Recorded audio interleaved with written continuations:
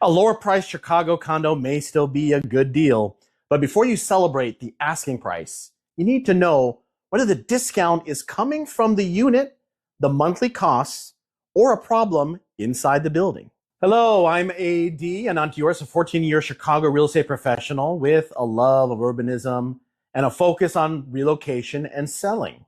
And when buyers open Zillow, Redfin, or another listing app, the asking price is usually the first thing that they see, the first filter that they use.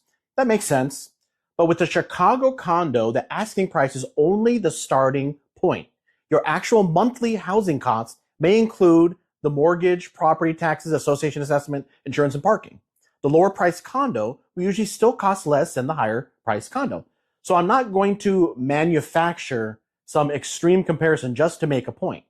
The real issue is that the difference may be much smaller than the asking prices suggest. A lower purchase price, can be partially offset by a larger monthly assessment, higher taxes and separate parking or costs that has already been pushed onto the next owner. So before you get emotionally attached to the kitchen, the balcony, or being 3 blocks from the train station, calculate the entire monthly number.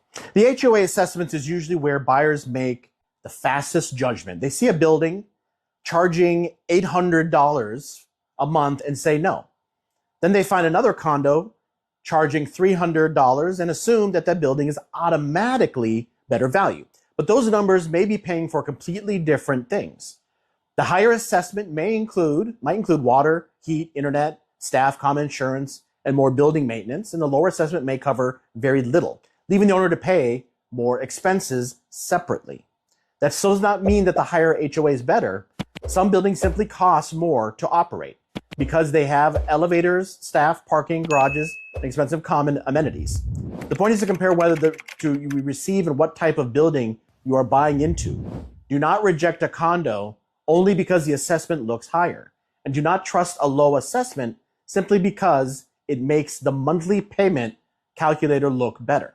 Sometimes the reason for the lower price is inside of the unit. The kitchen is dated, the floors need work, or the layout is awkward. At least those are the problems are visible. The harder issue is a building expense that may not appear in the listing photos. Chicago condo buildings eventually need roofs, masonry work, plumbing repairs, elevator updates, and garage maintenance if the association cannot cover the work through its existing funds. Owners may be charged a special assessment that does not automatically ruin the deal. The seller may have already paid it, the work may have improved the building, or the asking price may account for the remaining cost. But you need 4 basic answers. What is the assessment for? How much remains? How is it being paid? And who is responsible for the balance at closing? You don't need to become a condo attorney or read the board minutes on YouTube. You need to recognize when the lower price comes with another bill attached. If you're comparing Chicago condos, this is where sorting some from lowest to highest stops being enough. You have to compare the unit, the monthly payment, what the assessments include, and whether the building has other costs waiting behind the asking price. If you're relocating in Chicago, buying your first condo, or preparing for a move-up purchase, schedule a real estate consult with me through the link in the description or the QR code that's right here on the screen. We can talk through your budget, transit needs, preferred neighborhoods, and questions you should ask before committing to a building. Property taxes are another place where a cheaper condo can look more affordable than it really is. The listing may show the seller's current tax bill, but the seller could have exemptions that you will not receive. The number may reflect an earlier assessed value, or a newer condo may have a tax history that does not yet match the finished unit. I'm not telling you to predict the next tax bill or assume it will suddenly double. I am telling you to ask why the taxes look unusually low compared with similar units. Check the exemptions, review the county records, and compare the number with other condos in the building. When possible, the current tax bill is useful information. It is not a promise that every future owner will receive the same bill. Some Chicago condos are priced lower because fewer buyers can finance them. The issue may have nothing to do with the condition of the unit. A lender may have concerns about litigation, insurance, owner occupancy, rental concentration, or the financial condition of the association. That can require a portfolio loan, a larger down payment, or a lender familiar with the building. Fewer eligible buyers can mean less competition and a lower asking price. A cash buyer may be comfortable with that trade-off. A buyer using conventional financing may not have the same options.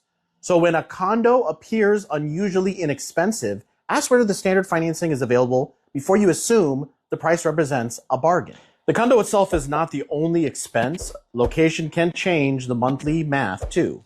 A lower priced unit may sit farther from the train, grocery stores, or the places you use every week. If that location makes you more dependent on a car, the housing discount has to be considered alongside parking, insurance, fuel, and maintenance.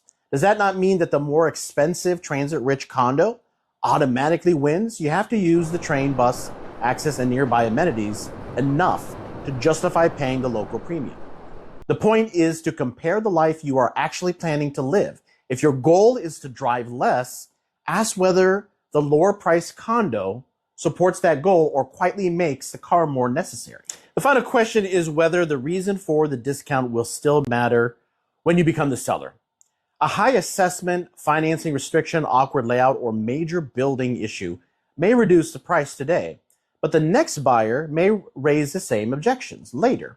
That does not mean you should avoid every unusual condo. Sometimes the unit fits your lifestyle, the discount is meaningful, and the plan to stay longer enough that the trade-off works. But you should understand whether you are buying a temporary opportunity or accepting a permanent limitation.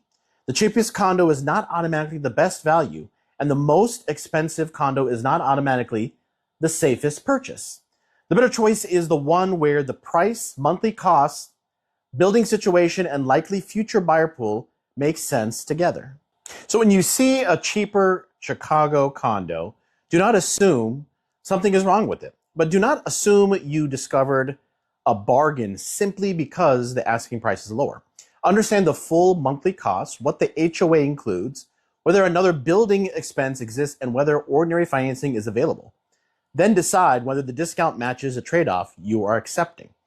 Respect the asking price, but understand the strange math behind it. Next, watch Strange Shift. Chicago condo buyers got picky to see what buyers are rejecting right now, or Chicago housing revealed why some homes sit while others sell fast for the larger market picture. They're right on the screen.